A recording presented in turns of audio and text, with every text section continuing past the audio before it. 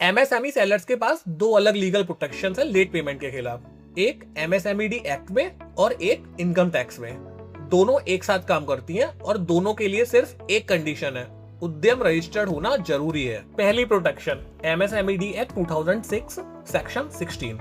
Rule ये है, अगर बायर 45 दिन में पेमेंट नहीं करता तो आपको कंपाउंड इंटरेस्ट मिलेगा। रेट कितना? जो भी आरबीआई का करंट बैंक रेट हो उसका 3 गुना, मतलब पेनल्टी इंटरेस्ट काफी ज्यादा होता है। बायर जितना लेट करेगा उतना ज्यादा इंटरेस्ट बनेगा, तुम्हारा पैसा खुद ब खुद बढ़ता रहेगा। दूसरी protection section 43BH income tax act 1961।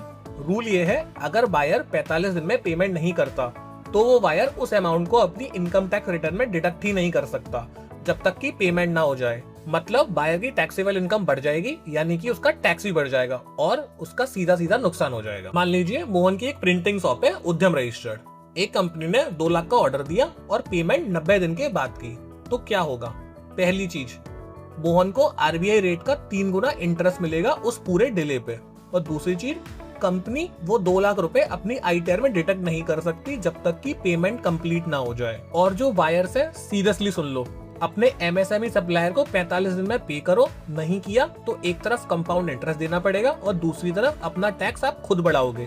दोनों तरफ नुकसान तुम्हारा ही होगा। सप्लायर का उद्यम रजिस्टर्ड होना, बस यही एक कंडीशन है। और एक important update, income tax act 2025 में ये प्रोविजन सेक्शन 43BH से रीनेम होकर सेक्शन 37(2)G बन गया है। रूल बिल्कुल सेम है, सिर्फ नंबर बदला है।